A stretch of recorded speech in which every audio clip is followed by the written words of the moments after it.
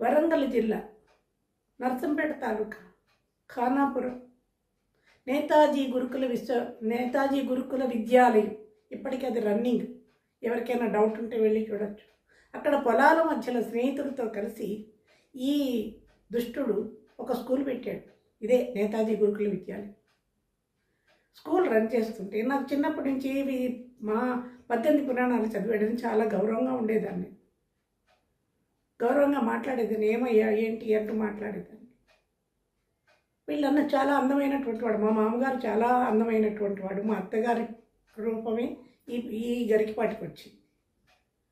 ఆయనతో నా వివాహం అయింది, కానీ కుటుంబాల మధ్య విభేదాల వల్ల పెళ్ళైన 3వ రోజు నుంచే నన్ను పుట్టింటికి వెళ్ళనివ్వలేదు. మా ఇద్దరి మధ్య ఎప్పుడైనా గొడవ వస్తే మీ నాన్నది మా నాన్నదే అనుకోవడమే తప్పితే మా ఇద్దరి మధ్య గొడవలు లేవు. ఎందుకంటే మాది అన్యోన్యమైనటువంటి దాంపత్యం, మంచి జీవితం. నాకు చాలా ఇష్టం ఉండేది. అందరూ మీ ఇద్దరిని చూసి చక్కటి జంటను ముచ్చట పడేటువంటి వాడు. అప్పటి నుంచి దుష్టమైనటువంటి కన్ను వేశాడు ఈ దరిద్రుడు.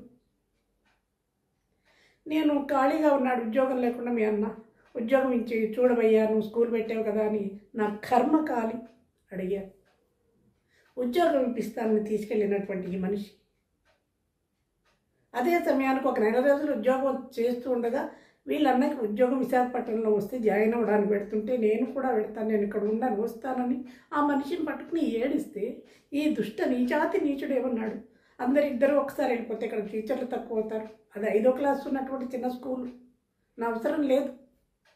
కానీ అన్నకి మాయ మాటలు చెప్పి నేను వారం రోజులు ఒక 10 రోజుల్లో చూసి నేను పంపిస్తాను, నువ్వు ఉంచు అంటే వేరే క్యాస్ట్ వాళ్ళైతే గుంజి లెంపమీ కొట్టి నా పెళ్ళం ఇక్కడ ఎందుకు ఉంటుందిరా అని పట్టుకెడతారండి. మేము బ్రాహ్మణం కదా.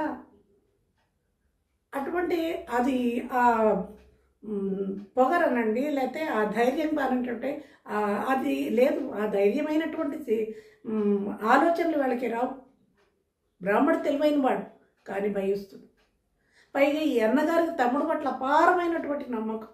తమ్ముడే కదా ఉన్నాడు వాడు, నీకెందుకు భయం, ఈ అడవి అయినా పర్వాలేదులే అని నాకు నచ్చ చెప్పి నన్ను వదిలేసి వెళ్ళిపోయాడు. కానీ కూడా తీసుకెళ్ళి ఇంత బాధ ఉండకపోను. కానీ నా కర్మ అది కూడా.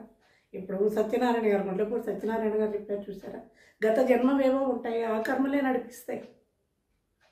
ఈయన వెళ్ళిన 2వ రోజు నుంచే వీడు ప్రవచనాలు మొదలెట్టాడు నా దగ్గర. నేను తల్లితో సమానం ఏం మాట్లాడుతున్నామంటే అక్కడ జరిగిన వెర్షన్స్ని పద్మావతి గారు పర్సనల్గా చెప్తాను, వీడియోలో చెప్పలేదు. అక్కడ వ్యామోహంతో కూడినటువంటిది కాదు.